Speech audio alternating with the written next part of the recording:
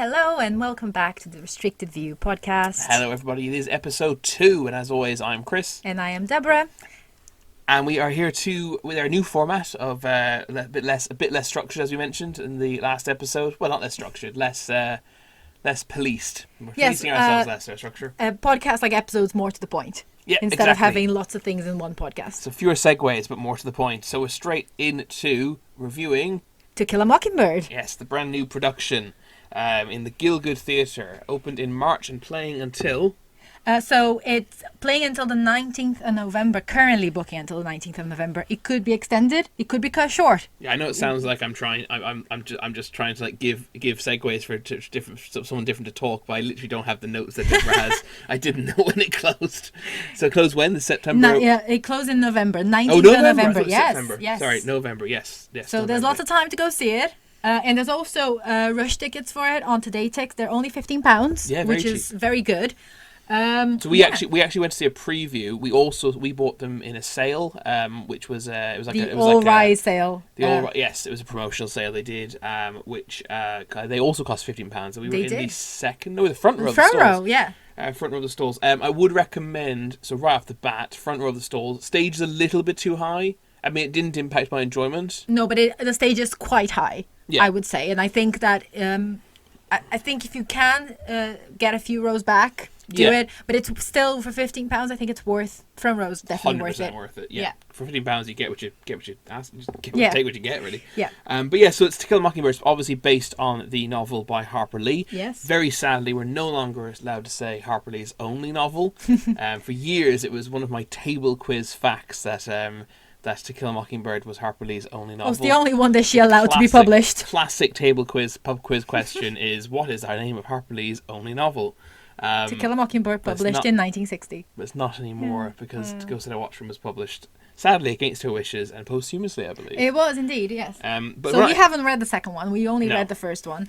And we went into this play very excited. I think this play was meant to come to London before the pandemic, wasn't it? It was, yeah. We planned to go see it, and then obviously it was put off for a couple of years because of the pandemic. But now it's here, and it was worth the wait. It was. So it is a book by Aaron Sorkin, yes. And the production is directed by Bartlett Sher. Yes, indeed. As you mentioned, it is based on Harper Lee's novel. So and we have both read this novel. I read this novel for my junior cert in Ireland, which would be the equivalent of the GCSEs. That's what they call them, isn't it? O-levels? GCSEs? Or GCSEs. That's the new name. Okay, GCSEs. Yes. That one. So I read it a long time ago. I did read in its entirety, unlike some books I was meant to read for school. It's not a very long book. No, it's quite an easy read. Yeah. I do remember being very amused that I think we were a good third of the way into the book before there was a good portion of the class who hadn't realised Scout was a girl. Right. Which I found very amusing. But yeah, so something just to kind of preface this was, I have read it, but a long time ago. So I remember what happens. I did make an impact on me, but so long ago that I remember there was one scene that happened. I suppose Deborah afterwards. I'm pretty sure that scene doesn't happen in the book. It was pretty important, big pivotal scene. And I looked it up afterwards. It turns out it does. I just forgotten. But my point is that although I have read it, it's very much just the general impression of it that remains in my mind, and therefore it's kind of a really good position I feel to be in to judge this as an adaptation. Yes, because I'm not looking out for, does Dill say this? Does Scout do that? Exactly. I think we should always approach adaptations like that, to be honest, but it's very difficult. Me too. I think I read about 8 years ago. I think when we met around that time, I read it. But even though I remembered some of it well, I guess, but I had more of an impression of the book rather than specific details, as Chris was saying. Also, I don't think I engaged too much with the story at the time afterwards. You know how sometimes you read a book and then you go and read lots of things about it, and or in my case, and even your case, maybe like you have lessons and lectures about it. So I didn't an exam involved. Yeah, so I didn't have any of that. Kind of read the book. It was one of my 80 books of that year. You know, like it's just, but it did make an impact. Very good. I really loved it. I remember really enjoying it. And yeah, so I was also in the same position. I think I remember some of the crucial bits, and I also kind of knew some of the criticism that I totally understand that people throw at the novel. And I think the play addresses them, of some of them anyway, quite nicely. Yeah, so I only know, obviously, you mentioned it to me at the time, and you read it. Well, not only read it, you mentioned it to me at the time, at some point, about these criticisms, things I would have totally forgotten about. I probably wasn't really intelligent enough back then to have processed those kind of things anyway. I think the main shock for people was that when Ghost at a Watchman was published, Atticus was very different, and people were like, oh, but this is not the Atticus I remembered from the original, from the first book. But then you do have to remember that the first book is told by Scout. She's a child. She glorifies her father. He will be perfect. He will be perfect in her eyes. But then when she's an adult, we all start seeing like the flaws in our parents. They're just human like us, like they're not heroes. They're not perfect. Yes. And I think the play tried to balance that. And that would segue us very nicely into the framing of the play. But before we do that, because if you remember last season, I did develop a structure to our reviews. I'm going to try and adhere to. Go for it. So before we talk about that's such a great opportunity for a segue, but I can't use it. Speaking of segues, I'm joking. I won't play the segue music. So I just wanted to talk about. So we said director and playwright. So the big name, so to speak, that they've cast, not stunt casting or anything. I'm not saying it's stunt casting, but the big name is Rafe Spall playing Atticus. Indeed, yes. I know people who are basically going to see it because they really like him. Yeah, because he is a big name. Yeah. Yeah. He's so first and foremost, great performance. Yes, very good. I have no idea who he is. I still don't know who he is. No, and I think he was in Black Mirror, which we haven't watched. We watched some of it, but we weren't massively keen. So. It's really, really funny because I watched a clip, like an interview clip with him, and he does not sound like it was actually jarring. The difference was I was shocked because he just sounds like a London bloke. It doesn't sound like a Southerner. His accent was consistent and convincing, but more so his performance. I felt. I think he got the nuances of Atticus down. Nuances which, as Deborah hinted at, you may or may not associate with the character. Yes. But you definitely will by the time you finish watching this production. But I was really happy with his performance. Yes, me too. Like I said, he got those nuances across, and that was the most important thing for him. I don't think he was the original. He was originally cast as Atticus back 2 years ago. Oh, was he not?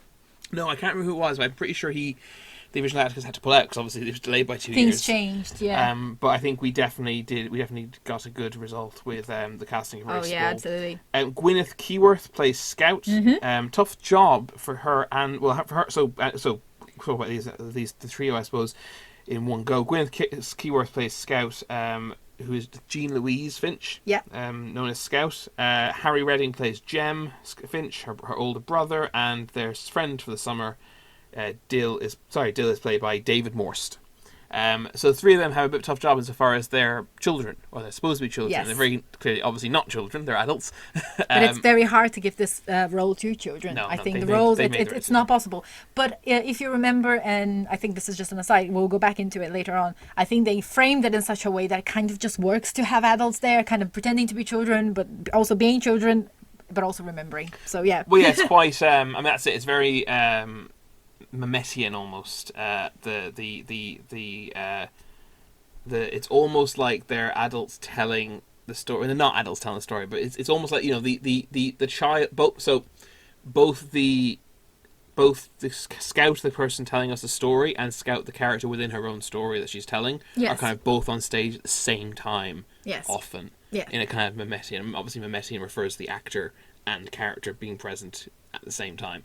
So it's a slight misuse of that term. But you get what I mean. It's a sort of Memetian relationship between Scout, the storyteller, and Scout, the character. Yes, definitely. And the same goes for the other two. Yeah, because sometimes they're standing up in scenes where clearly they wouldn't, like in the courtroom, they're standing up they wouldn't even have been there. No, they weren't there. Yeah. They're standing up watching it because they're telling it, right? Yeah.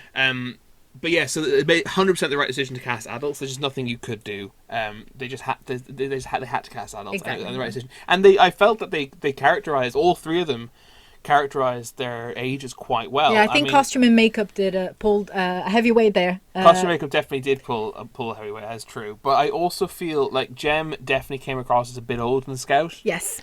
Dill came across as almost in between the two, but he kind of I actually don't know what I assume Dill's meant to be closer to Jem's age. I assume so, yes. But he also felt he felt like older and more mature than Scout, but also dafter and less world wise, than Jem. She's wiser than even Scout. I think Scout's wiser than Dill, frankly. Yes.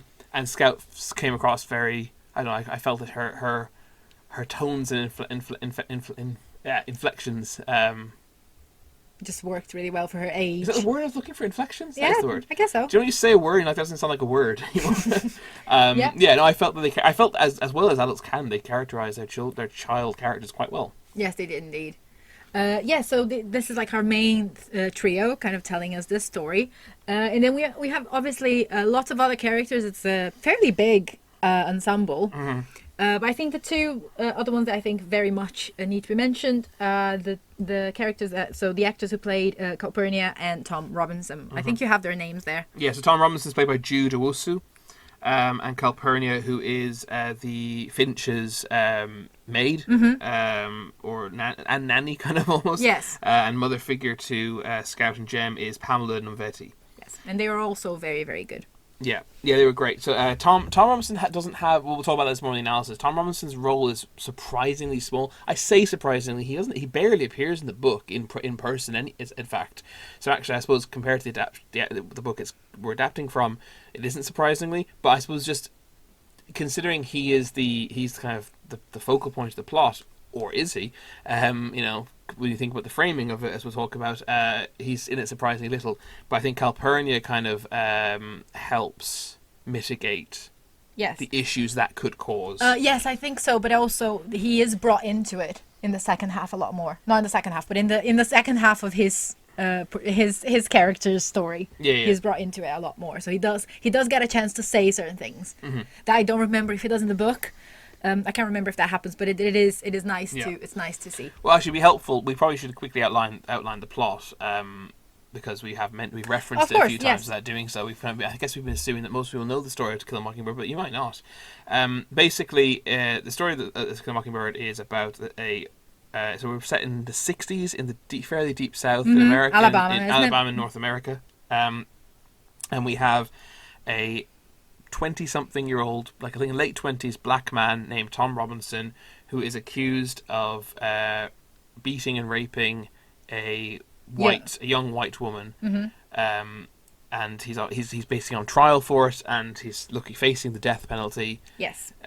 It's not a spoiler to know that he did not do it. No, and there's very strong evidence that he did not do it. Yeah, as well. And basically the judge asks a favor. The judge knows he's innocent. But it's a jury case, and he knows that the guy's hung out to dry, basically, or is going to be. So he asks our character Atticus, who is a solicitor and lawyer, to represent him, because he is known as the kind of great moral standing within the community, and he accepts it as a favor to the judge, even though he knows it's going to make his life very difficult. He accepts it. And he does his very best to get Tom off, basically. And that's essentially the plot, right? There's a black man being accused of something he didn't do as a scapegoat. I guess we won't spoil the details of what actually did transpire. But that's essentially the plot. So obviously it deals with themes of racism, with morality, I think one of the interesting themes that this brings about, and I don't know how to title this theme, but it's definitely something that is that it's throughout the play. It's there throughout the play. Is I guess someone's goodness and inherent goodness, and I think that's something that comes through a lot. I think it falls under the umbrella of morality. It probably does, yeah. And how do we treat our neighbors, and do they deserve to be treated so? And the golden rule. Yes. Yeah, stuff like that, right? Yes. But we'll get deeper into that analysis, I guess. But now that we've so we'll just briefly mention. So this is even though this is the center of the plot, the framing is actually so we have these three characters I mentioned before. We have Jem, Scout, and Dill. They're all children at this time, and their summer, so they're on summer holidays, and they are basically telling us what happened to them during that summer. Yeah. And that's the framing of the story. But it's not quite that. They're not telling us about Tom Robinson's trial. No. They're telling. So we encounter these characters. We encounter Scout with a question. She is wondering, how can a man fall on his knife? I think that might be the opening line, actually. Yes, and this comes full circle, which I particularly enjoy. So this is. And if you've read the book, you'll immediately know what they're talking about. Yes, and this is the hook that will then take us to hear about the whole story to the point that a man falls on his knife. Yeah. And how could that have happened? Yeah, so the character of Bob Ewell he's actually the father of the alleged rape victim, whose name is Mayella, thank you, Ewell. And so Bob Ewell is the character who falls on his knife, and he's involved, obviously, as the father of the accuser. He's involved in the trial, obviously. And yeah, that's the thing. That's the interesting thing. It's framed as, how could this have happened, and did it have? They're almost trying to sleuth it. They're almost trying to work out what really happened to Bob Ewell. By kind of just by telling each other the story, essentially, the bits that they all remember, the bits that they were present for, etc., the bits they heard about, the things that each of them know, and they're kind of all putting their knowledge together to try and work out what really happened to Bob Ewell, and then that manifests itself as the drama that unfolds on stage in front of us, which means that, as Deborah said, it's not actually framed as the trial of Tom Robinson, even though this is the main drama, I think, the main crux of the story. Yeah, and the whole Bob Ewell situation completely directly relates to it, obviously. Yes. But it just means, because one of the few major criticisms I kind of had, certainly halfway through the play, less so by the end, definitely, is that, as I said, Tom has very few lines of dialogue. I think the first act he has one scene, I think, really that he actually speaks during. And then he has more in the second act, certainly, but still not an enormous amount. And it seemed a little bit weird to have him say so little when he's I guess it actually kind of works thematically that he hasn't got a voice to defend himself with. So he sort of finds it though. He does, yeah. No, I guess it is. I guess it's just uncomfortable rather than it's not. Doesn't make sense. I guess the white lawyer has to be his voice. Yes. Which is uncomfortable, but I guess actually, when I think about it, it does make sense. And they do counter it nicely. So first of all, the framing justifies it. Yes. And second of all, it's countered nicely with the character of Calpurnia, who, as far as that, once again, I haven't read the book in so long. She felt like her role was expanded in this. I believe so, yeah. Especially because she plays a very important role in this. I don't remember really of her character in the book, but in this play, she plays the role of calling Atticus out on his white saviorism, let's say. Yeah, and exactly. I think that's very needed, because even though it's fine, you can have this character who's just a very good man, and he is, and I think his heart is in the right place most of the time. He's just a bit misguided, and he is also a man of his time. I mean, fairness, he's misguided and heading in that misguided. He's going in the right direction with it. Indeed, but he is also a man of his time. So I assume that there's this unconscious bias and racism within him that it's very hard to shake. He was his man in Alabama in the 60s, even though he does much better than a lot of his neighbors. Yeah, he is. He's doing a lot better than them. But yeah, Calpurnia does call him out in that, and does kind of and does also kind of raise and therefore gives a voice to the black community within the play, I guess, that Tom hasn't been able to give. I do think Tom does do it then. Towards the end of his trial, because he's told not to. Oh yes, yeah. He's told so. Basically, Tom Robinson used to go to Mayella to help her because she's very lonely. She has lots of siblings, and her father is a drunk who probably also hits her and abuses her. And whenever he could, he helped her a little in the farm, and that's kind of the. That's how he ends up there, because he feels sorry for her. Yeah. But it would have been frowned upon to say that a black man felt sorry for a white woman, and that's the whole point. He shouldn't say that. So Atticus instructs him not to say that. Yeah. To the judge and to the jury, and he is very good at that. He kind of holds back because he knows that will just cause people to think that he is deluded. How could he feel sorry? I think they'll feel insulted, and they'll want to execute him for that alone. But he does not manage to keep quiet. Yeah, and he finds his voice then, and he just kind of says it as it is. And no, there's you're right. There's some justice. It's a good point. Yeah. The other thing Calpurnia does as well is, as you say, calls out Atticus, because Atticus is portrayed as much more. Well, it's actually I think he's kind of portrayed as the same or very similar to the book, but it's framed slightly differently.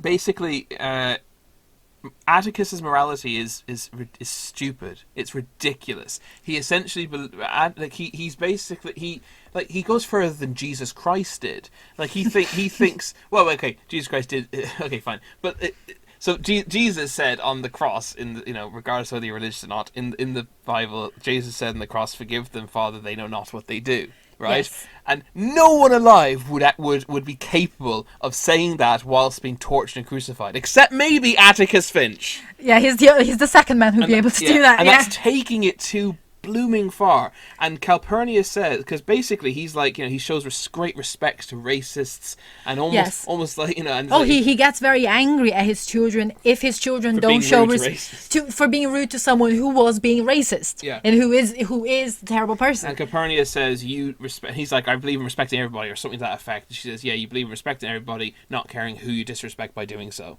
Yeah, which is just such a great line, isn't it? It does make you think about things. And I think there's this.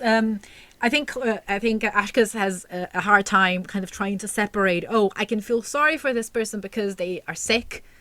For example, I think that's one of the instances. One of the characters doesn't have a good health. The character who's being racist and the children then are rude to. He lost his job and stuff, right? And his life was kind of his. Also, you can feel so. Basically, I think he has a hard time, and I think most people can relate to that too. So it's very difficult to separate. Oh, I feel sorry for him for this aspect of their lives, but then everything else they're doing is wrong. He can massively conflates explanations with excuses. Yes. Well, he doesn't. He kind of just doesn't look at it. He has one of those approaches to life, like you cannot be rude to anybody. Yeah. Even if they're being rude to you, and even if they're rude to other people. And I think that's the main point that Calpurnia makes. Yeah, well, it's disrespectful. I think Calpurnia feels it's disrespectful to her. Yes. To be courteous to Bob Ewell whilst he's spouting what he's spouting. And I just feel that's and I think Atticus was like that in the book, but I don't think it's framed. I had to reread it. So I think what helps this a lot is the fact that in the book, obviously told by from Scout's point of view, she narrates the book. She's a child. She idolizes her father, right? In this, and I think this is the benefit of this different medium, and it makes use of it. Not only do they add not new characters, but they give more importance to these new characters, but we also get to see Jem's relationship with his father, and Jem is at an age that he's questioning his father's decisions more because he's more of a teenager. Yeah. So we get to see that, and because then obviously Scout's still telling us, but we are actually watching that character perform that action. We see how not rebellious he is, but you see Jem call Atticus out on things, then perhaps start to rebel against him. Yeah, right? And even if Scout doesn't understand why he's doing it, we still see it, and we can understand that. And then obviously, those of you who know the book will know that there's a character called Boo Radley, who is kind of the boogeyman of the neighborhood. There's rumors about him that he stabbed his father with scissors when he was a kid. He's I think essentially, I mean, it's never revealed exactly who or what he is. I think he's basically meant. I think that I could be totally making this up, but I have a vague memory in the back of my head that there's a hint in the book that he might be an albino. I think so, and I think they tried to portray him as such in the play as well. So which would explain why he doesn't want to. I mean, wouldn't want to go out in the heat of Alabama summer, for example. But he's a bit of a recluse. He is kind of. I think the adults of the community just know he's a strange that strange man who lives in the community, and no one really talks to him or has anything to do with him. And then to the kids, that becomes a boogeyman figure. Especially considering someone who probably did not really have the opportunity to learn how to socialize. Yeah, like normally, quote unquote normally. But he's just a shy, lonely man, really, is all he is. Yes. And they do. I also like the fact that Calpurnia then judges that character and thinks he's strange and he's not to be trusted and everything because he's different. And I thought that was quite self-aware piece of writing. That the marginalised in society, in this case the black community, are still themselves capable of marginalising. Yes. And well, I guess it's that idea that everyone has some sort of privilege over someone else, like most people do. Yeah. You know, you're and everyone has the capability of being prejudiced in some way. But also everyone can extend their hand. Yeah, and she does, and yes. that's that. I feel that it was just. I feel a lesser writer wouldn't have done that. Yes. And I can't remember. And again, I don't think that's in the book.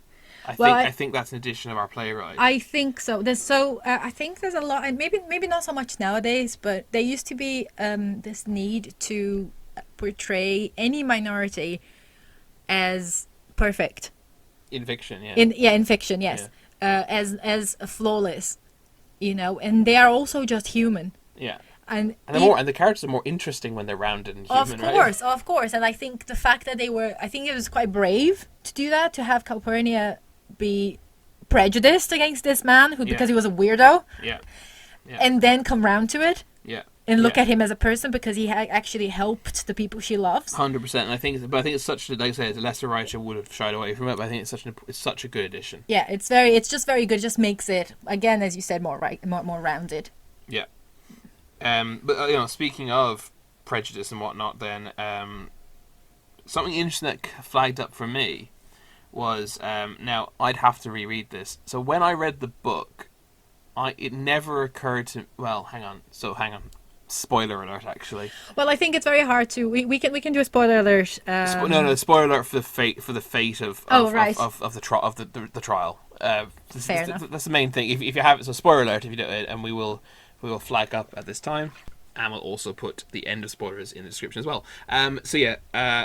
Tom Robinson, obviously, that he loses the trial. He goes to prison. There is an appeal to come, although Tom doesn't seem to want to fight. Doesn't seem to want to go through that fight again. Mm-hmm. And then he is shot many times and by prison guards whilst attempting to escape. Now, I never questioned when I read the book as a 13-year-old that he did whether or not he actually ran. And I again, I haven't read in a long time. I don't think it's presented in the book as a question at all. Possibly because it just wasn't in Harper. Possibly because Harper Lee's intention was that he had ran, because he just didn't want to deal. He knew he was going to die if he ran, but he decided to take that fate. Or possibly because it's told by a child and she doesn't think of it. That's my guess. And there's lots of, and it doesn't matter. But so I haven't reread it subsequently. I did go online onto some Reddit posts and to ask the question, and most people who are posting seem to say they don't think there's any evidence in the text that he didn't actually run. But a lot of people obviously do speculate that he didn't. Anyway, it doesn't matter what Harper Lee intended. The point is, in the play, it is presented, and it made me think the fact that I'd never questioned it before. It's presented with a definite question mark. Oh, to me, you say question mark. To me, it was almost clear that he hadn't run. Because Calpurnia even asked how many times did they shoot him, which is a clear clear reference to multiple cases, obviously in the United States, yes, where black individuals were shot by the police unnecessarily, and not only were they shot unnecessarily, they were shot a silly amount of times. Yes, that happens a lot, unfortunately. Yeah, so it's not trying to be subtle with what it's commenting on there. It's a direct parallel to real life current events. But I thought it was just worth noting that it had never occurred to me as a 13-year-old reading the book that Tom might not have run. Mm-hmm. Mm-hmm. And so I think that was interesting I found it interesting to. Cause I knew that's it. I was like, well, I know how this ends. This ends. Tom eventually tries to run and gets shot, so even though I knew exactly what was going to happen, the way which it was presented to me it was still made it completely fresh. It's nice that it showed you a different possibility to the same events. Precisely, right? The events didn't change because the events happened off stage, just like they happened off page in the book. But my relationship to those events were changed. I think regardless of what Harper Lee wanted, I think it doesn't matter. No, exactly. It's also a very dangerous trap to fall in. We don't know what the author wanted. We don't know what they meant. But even if she did have it, even if she had in her head what happened, she didn't put it on the damn page. No, she didn't. But she didn't put it on the page. But you can still, there's still room for speculation. Right, and I think especially now. Well, that's what I'm saying. If she didn't want the speculation, she could have said it, right? She could have proven it. Yeah, exactly. And who's there to say that he was trying to run? you know. Exactly. And I think that considering, you know, the current climate and the fact that some discussions are, we're finally starting to have some discussions and some conversations, I think that is very clever to put a very, very big and bold question mark over his attempted escape. Or alleged attempted escape. Yeah. But here's the other interesting thing. Here's the other interesting thing about it. Let's say for a minute he did run. Let's just, for the purposes of thought experimentation, assume he did indeed try to run. Okay. Well, what does that tell us? Well, why would an innocent man run? Well, he is innocent. Yes. We know he's innocent, so you can't be saying that. Well, you can't ask that. So why would he run? Because he in this scenario where he did run, the answer is because he knew he wasn't going to get he didn't get a fair trial. He's not going to get a fair appeal. He's going to go to prison for 30 odd years, whatever it is, and he's going to.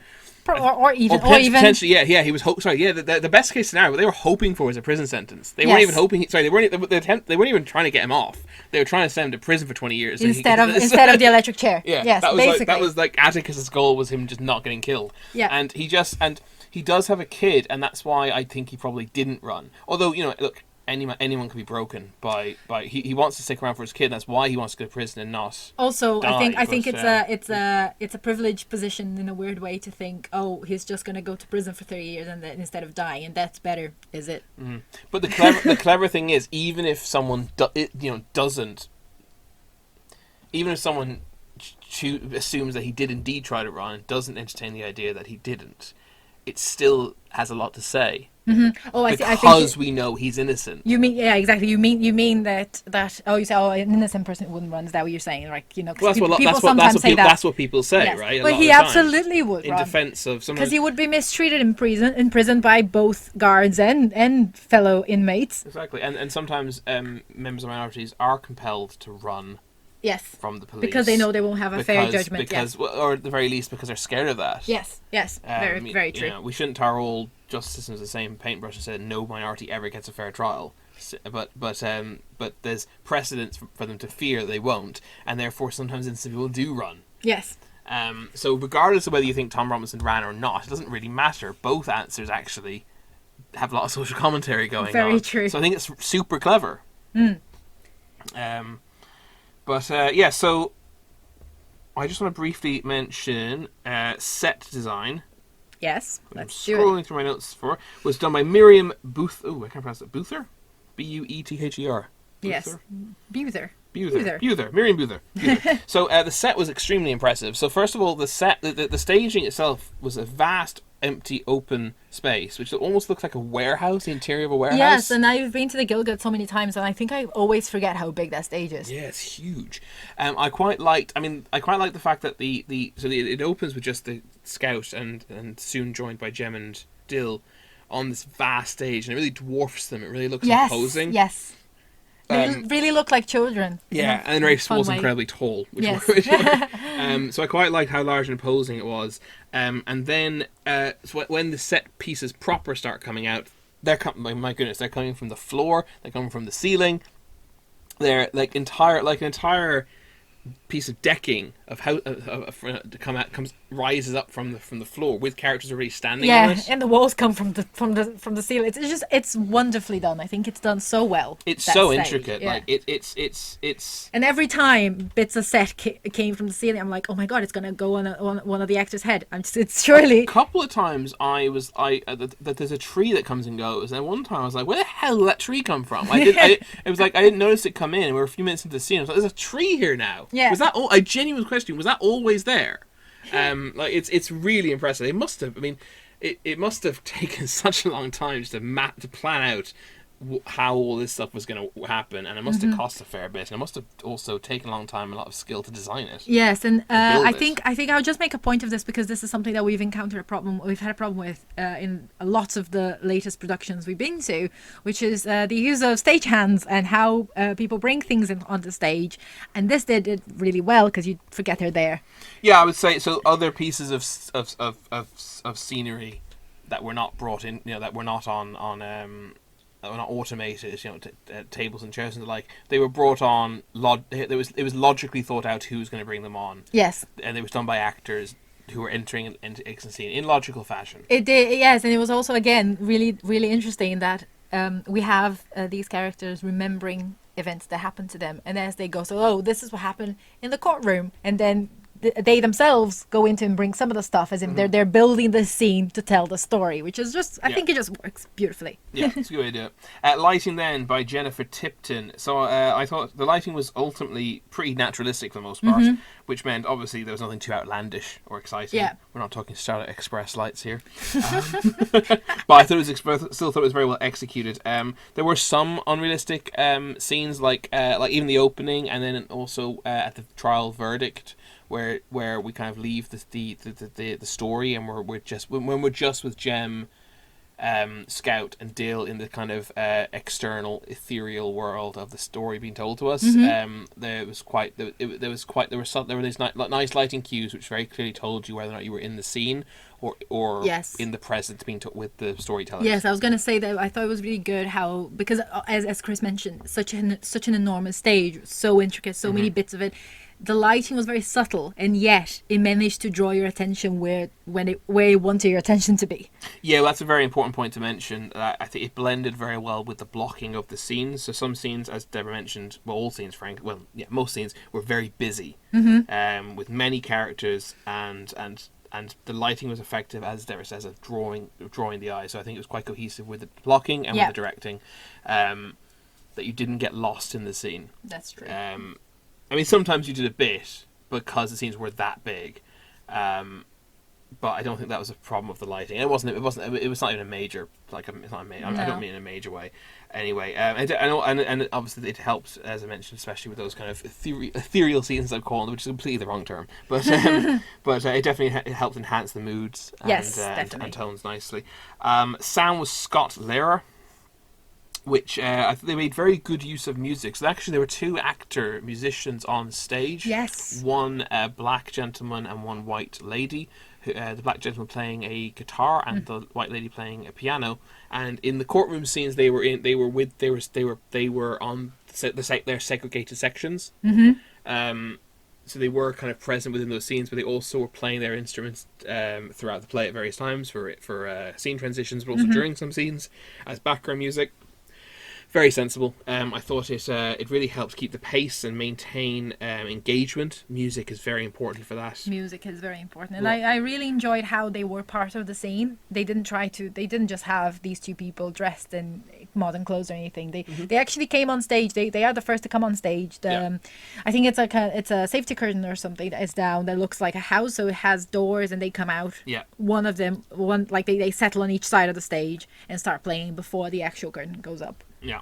So it was a very nice addition to the framing, and also kind of I think a nod to Southern culture as well, to have like this kind of type of kind of folksy music playing. Yeah. So it was very nice. Yeah, no, I thought it was handled very well, and as ultimately the sound, whilst ultimately nothing spectacular, was incredibly well serviced the production incredibly well. Yeah, and blended really well with the rest of it. Costumes were by Anne Roth.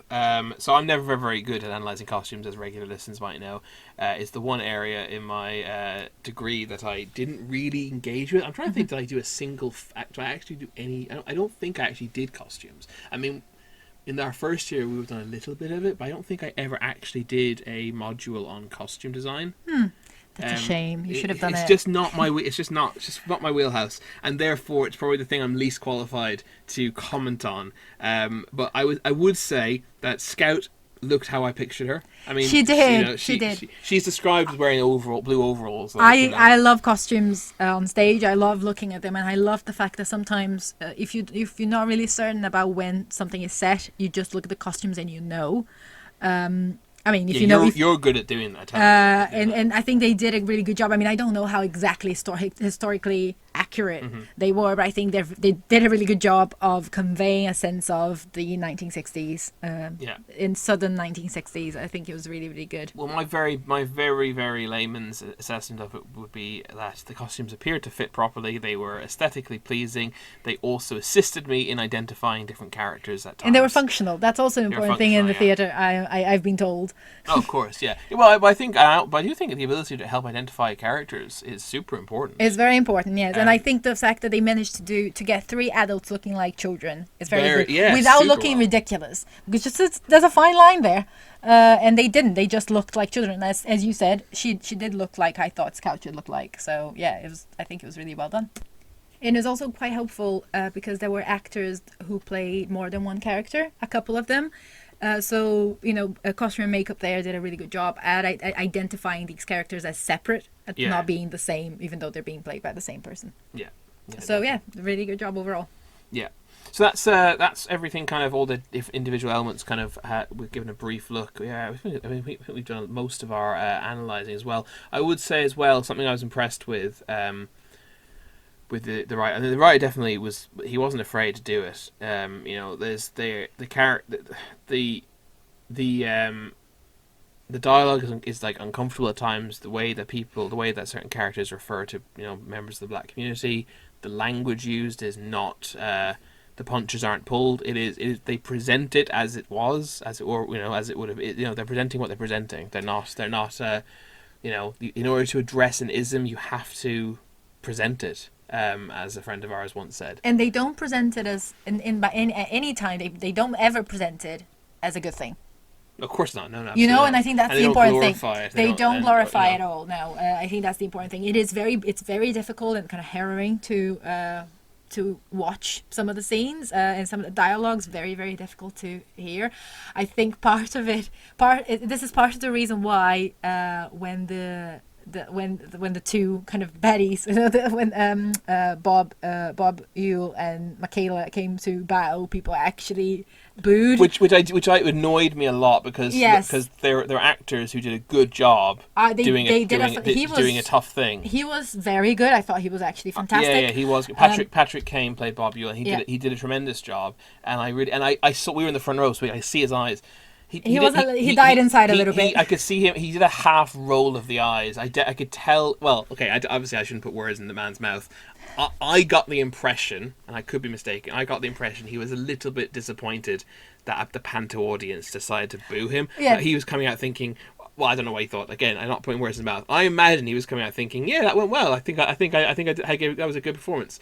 I'm glad not to be thinking like that horrible man anymore. And then everyone went, "Boo!" It's like, oh, for God's sake, grow up. Yes, come on. I totally agree with that. But I do think that part of it is because people were so disgusted by it, and there's this need to show, and there's this need to show that they were disgusted by it. Yeah. As audiences have. But it was unfair to them because they were very, very good. And the girl playing Michaela, I actually hated her. I think she did a really good job.